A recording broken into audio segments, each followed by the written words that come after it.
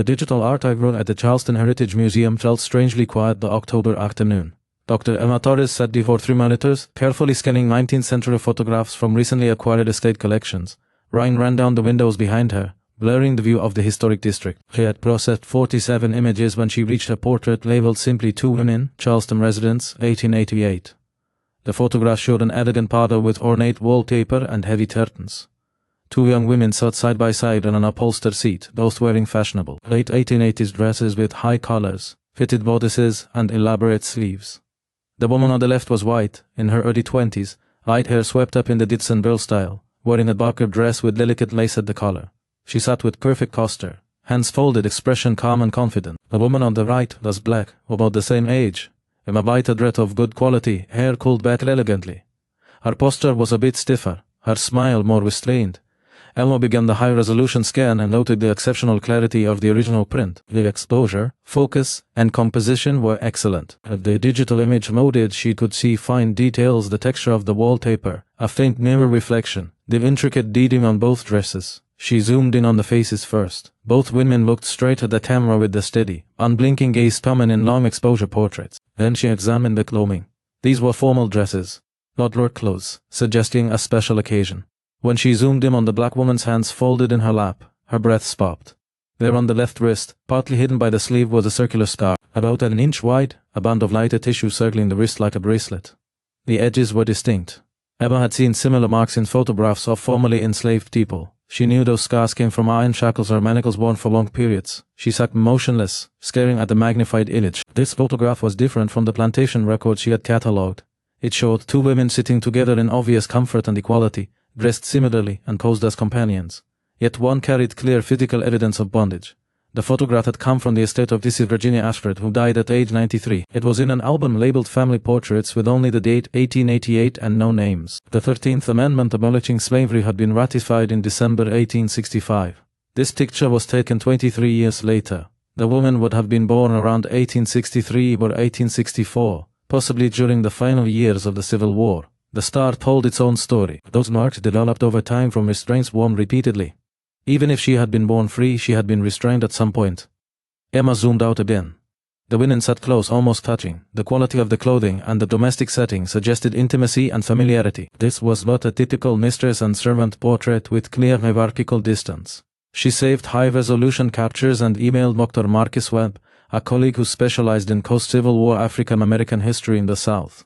Marcus arrived the next morning quieter than usual after seeing the images overnight. They let him a conservation lab. He leaned close to the large monitor showing the magnified scar and studied it for nearly a minute. He confirmed it came from iron manacles. The uniform width and complete circle consistent with restraints worn during childhood or adolescence while the bones were still growing. After the Civil War, many formerly enslaved people remained on the same plantations and in the same households, sometimes by choice, because they had nowhere else to go, sometimes through debt peonage, sharecropping or coercion.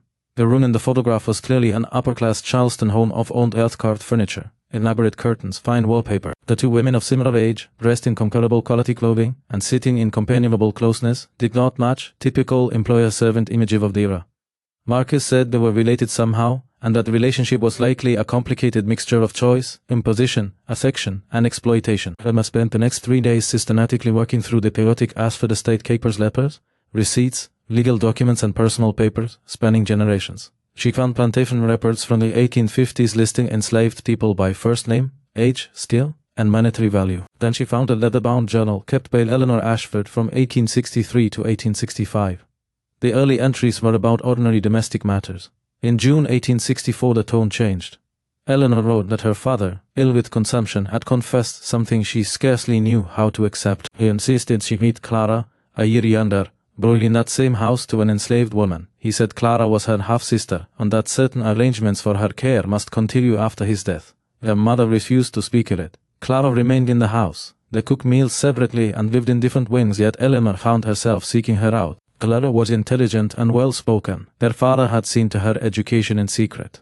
Marcus quickly found both women in the 1870 census. Eleanor listed as daughter of Robert and Margaret Ashford, age 26. Living on Meeting Street. Clara Ashford listed in the same household as domestic servant, age 25, race-marked mulatto. Later journal entries from 1865 showed Eleanor's conflict after the war ended and their father died. Clara was legally free but had nowhere else to go, Their mother insisted she stay as state household help. After the mother died in 1872, the two women were alone in the house.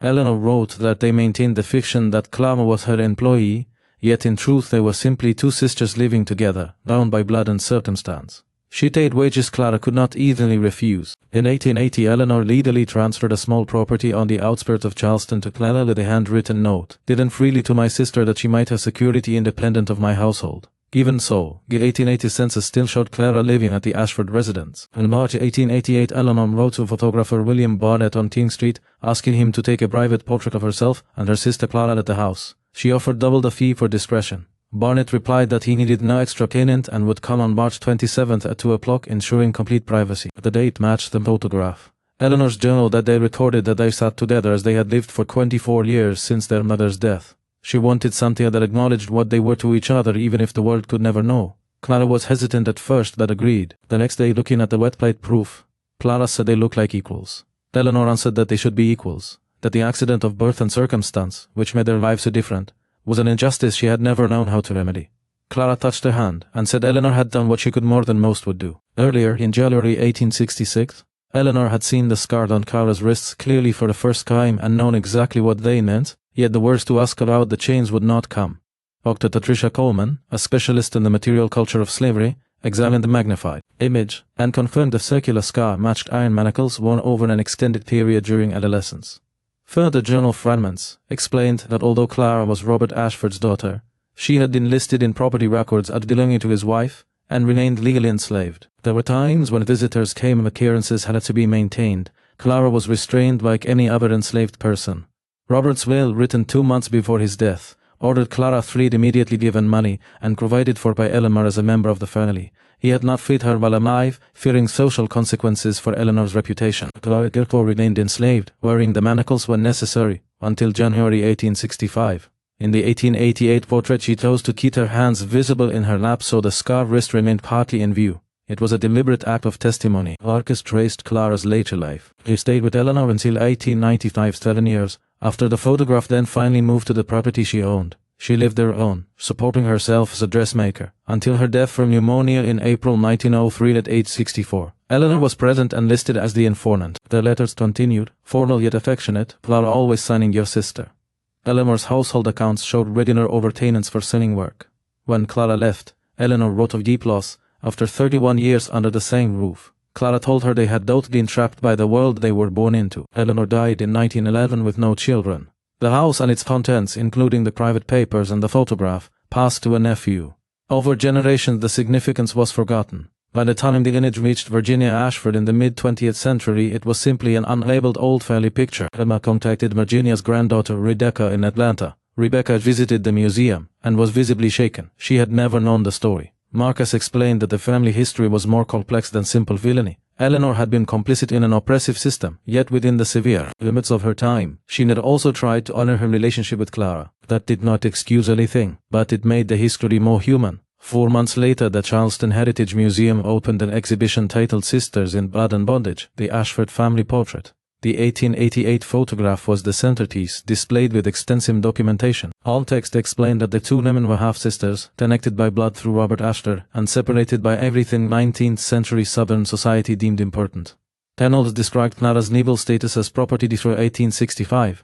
Despite her paternity, the meaning of the wrist bar, Eleanor's conflicted journals, and a few surviving letters in which Clara claimed the identity of sister. The exhibition followed both women's lives. After the portrait Clara's eventual independence, Eleanor's continued support their relationship, until Clara's death, and ended with Rebecca's statement at her family's history. It included both perpetrators and victims of slavery, sometimes in the same photograph and the same bloodline, and that Clara's story deserved to be told fully.